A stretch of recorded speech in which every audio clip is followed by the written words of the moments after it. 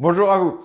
Aujourd'hui, je vais vous partager un sujet auquel je suis très souvent confronté en coaching. Donc, ça vous est sans doute arrivé, ça vous arrive peut-être toujours. Souvent, c'est les débutants ou ceux qui n'ont pas énormément d'expérience. C'est la sensation musculaire sur le groupe musculaire que vous cherchez à viser.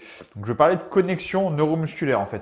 C'est-à-dire, je vais parler surtout du dos, parce que je vois surtout le cas du dos. Quand on va faire certains mouvements, on ne va pas réussir à cibler vraiment le groupe musculaire voulu. Je pense au bûcheron par exemple ou aux tractions. Quand on va faire ce genre d'exercice, les personnes vont me dire je sens l'épaule, je sens le biceps, j'ai du mal à sentir le dos. C'est une chose qui est vraiment courant et ça vous arrive sans doute. Ça dépend de votre niveau bien sûr. Donc on va voir ça, comment solliciter le bon groupe musculaire. On va parler de charge.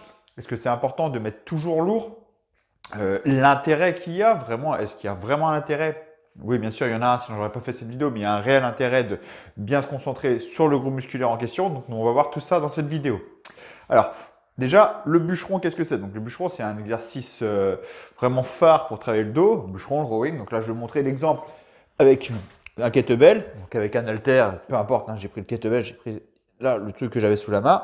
Ici, tirer le coude en arrière pour cibler le dos. D'accord? Je vous montre vite fait. Voilà, c'est un exercice très connu hein, pour le dos. On peut le faire assis aussi avec les deux mains pour le rowing. Donc souvent, quand on met trop lourd ou quand on ne maîtrise pas la technique, on va plutôt voir au début où on n'est pas trop concentré sur la technique et on va chercher à juste tirer, c'est-à-dire dans ma tête, je tire. Là, ici, je tire. Qu'est-ce qui se passe ici? Je suis sur le dos, ouais, mais je vais sentir l'épaule, le biceps, je ne suis pas à 100% sur le dos. Parce que dans ma tête, je suis juste, je tire. Ce n'est pas ce mouvement-là qu'il faut que je cherche à faire.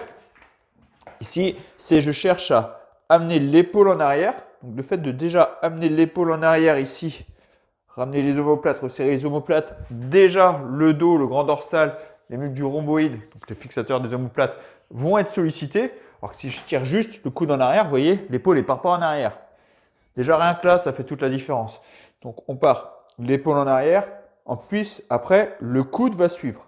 Le coude suit. Vous voyez, dans ma tête, c'est le coude qui part en arrière, c'est pas la main qui se rapproche de l'épaule. Là, c'est pas pareil. Là, je suis sur le biceps. Ici, le coude qui part en arrière. D'accord? Je tire bien le coude en arrière. Voilà, vous voyez ma main, dans ma tête, ma main ne va pas très loin. Donc, je vous montre ici au centre de suspension, le poignet, hein, parce que c'est valable sur tous les exercices de dos. Ici, pour le rowing, un classique, là, je tire, là, je suis sur le dos, parce que je pars les épaules en arrière, je sors la poitrine, je tire les coudes en arrière. Et souvent, quand on fait l'exercice-là, on manque un peu d'expérience, on fait ça. Vous voyez, je cherche à rapprocher mes mains de la poitrine, et regardez, quand j'approche trop les mains de la poitrine, mon épaule s'enroule. Dès que l'épaule s'enroule, je suis en train d'inhiber le grand dorsal, alors que c'est l'objectif numéro 1. Le but, c'est de travailler le dos. Ici, donc, cherchez bien à vous concentrer sur le dos.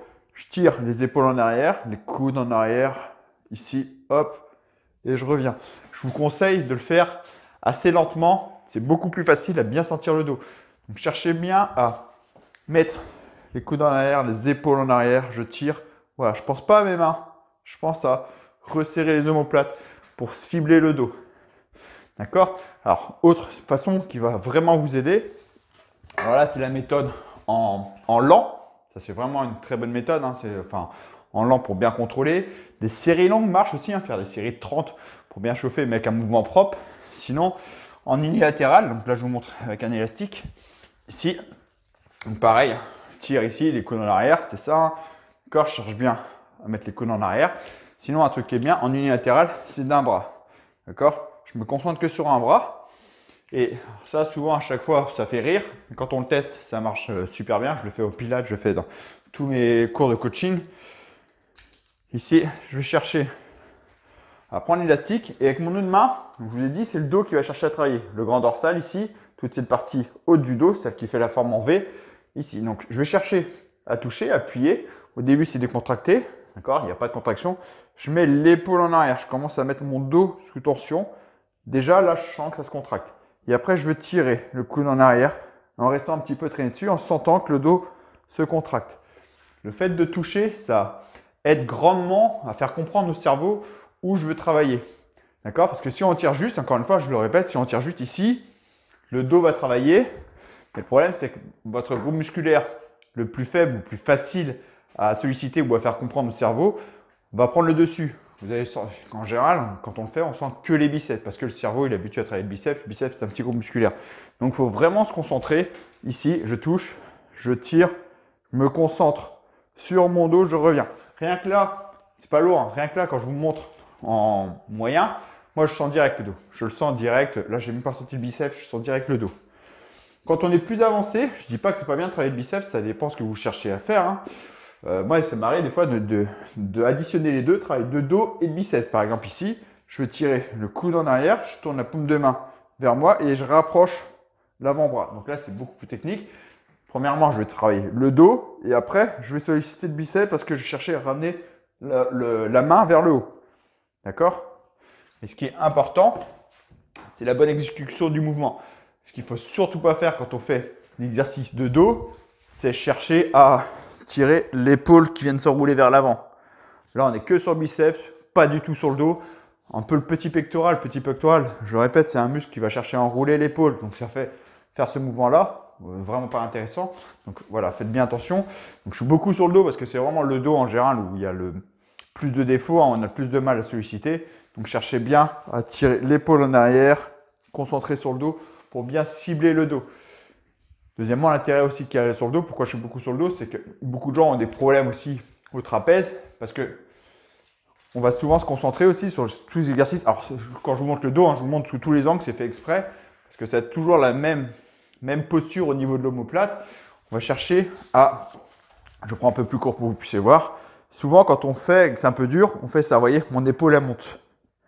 Là, l'épaule elle monte. Ça veut dire que je suis sur le trapèze. Alors, ça dépend de votre niveau et tout ça, mais en règle générale, les trapèzes sont déjà très musclés par rapport aux muscles trapèzes inférieurs, donc les muscles en dessous, là, grand dorsal, les trapèzes en dessous. Donc, il faut chercher à équilibrer. Donc, cherchez bien à descendre l'omoplate. Je descends l'omoplate, je tire les coudes en arrière, je descends l'omoplate. Le trapèze est beaucoup moins sollicité et je vais travailler beaucoup plus le trapèze inférieur, donc c'est en dessous, pour soulager la nuque. D'accord? C'est valable partout. Hein. Ici, pareil, je prends élastique. Là, c'est vraiment pas pareil si je fais comme ça. Ici, je fais ici, je descends les épaules. Je descends les épaules. Donc, j'ai une meilleure sensation sur le haut du dos. Donc, j'aurai de meilleurs résultats.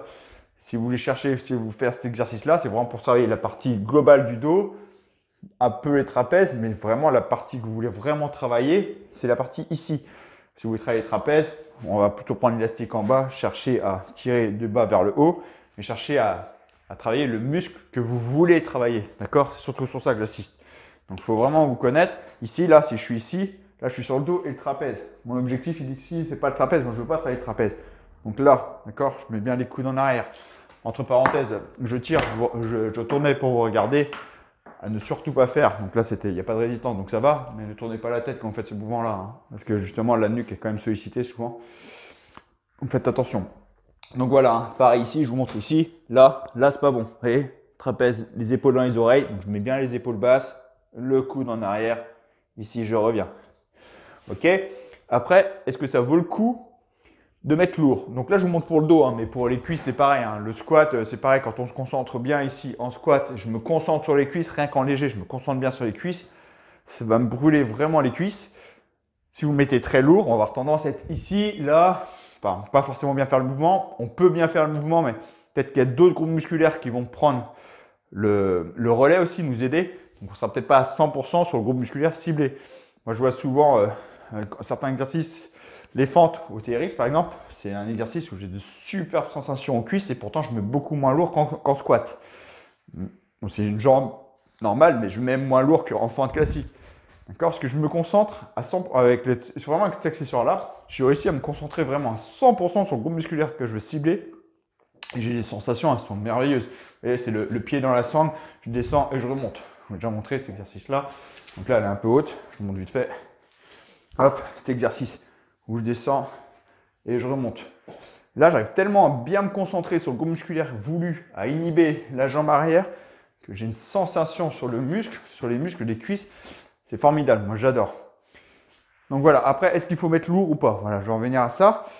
Oui, il faut mettre le plus lourd possible, il faut toujours chercher à impacter le groupe musculaire. moi, je déconseille de rester toujours en léger dans sa zone de confort. Il faut mettre le plus lourd possible, mais en respectant le mouvement. Hein, d'accord? Si je mets trop lourd et que je suis ici, là, je suis en train de tricher sur le mouvement, je suis en train de me concentrer sur vraiment la force et je suis en train de, donc je perds la concentration sur le dos. Cherchez vraiment à, donc là je vous montre du dos encore une fois, ici il faut que ce soit lourd, ici dur, je puisse contrôler le mouvement, d'accord? Imaginez un poids dur, je peux toujours me concentrer sur le mouvement pour cibler le dos. Alors des fois ça peut être intéressant sur une série de mettre du très lourd sans faire une posture dégueulasse, hein, une posture à peu près correcte, mais où c'est très lourd, où je suis ici, là, je m'aide un petit peu, vous voyez, je triche un petit peu, l'effet de balancier un petit peu. Ça peut être intéressant pour que le système nerveux aille chercher d'autres groupes musculaires, mais toujours avec une posture propre, où je ne vais pas chercher à s'abîmer, d'accord? Donc ça peut être intéressant juste pour chercher un peu plus lourd avec une posture propre, on sera un peu moins sur le dos, parce que là, on va activer plus ce système nerveux, donc on sera moins concentré sur la fibre musculaire. Mais globalement, si vous voulez chercher à vous muscler le dos, cherchez à un poids assez lourd qui vous permet d'être toujours concentré sur le groupe musculaire voulu. D'accord? Donc c'est valable sur le dos, c'est valable sur les cuisses. Moi, les cuisses, là, c'est vraiment un bon exemple parce que moi, les fentes au TRX, j'ai une super sensation en mettant moins lourd que d'autres exercices. Voilà, donc en plus, ça peut permettre aussi de bien se concentrer, de ne pas toujours mettre très très lourd. C'est important de mettre lourd, mais quand on est très avancé, toujours charger la mule, comme on dit, c'est pas forcément bon pour le corps. Voilà, donc cherchez à bien vous concentrer, cherchez à faire de temps en temps lourd pour activer le système nerveux, pour recruter de nouvelles fibres musculaires. Si vous voulez chercher à prendre en muscle, ou vous dessinez, ou vous sculptez, à travailler le muscle, cherchez à bien vous concentrer sur le groupe musculaire voulu. D'accord? C'est valable partout. C'est comme pour les pompes. Une pompe où on descend, on monte comme ça, juste où on va chercher à se concentrer sur les pecs, remonter, garder les épaules en arrière pour ne pas cibler le petit pectoral. La sensation est différente. Donc voilà, j'espère que je suis assez clair parce que c'est vraiment important. C'est un truc que je vois vraiment très très souvent en coaching où les gens n'arrivent pas à se concentrer. Donc c'est assez long, ça leur prend la tête. Mais quand on arrive à bien cibler le groupe musculaire voulu, ça change tout. Les effets, le résultat, ça change tout. Donc voilà, c'est tout pour aujourd'hui. J'espère que cette vidéo vous a plu. J'espère que ça va vraiment vous aider. Et si cette vidéo vous a plu, n'hésitez pas encore une fois à la partager autour de vous. Ça peut intéresser bien d'autres personnes. Et à vous abonner si ce n'est pas encore fait. Et je vous dis à très bientôt pour une prochaine vidéo. Ciao!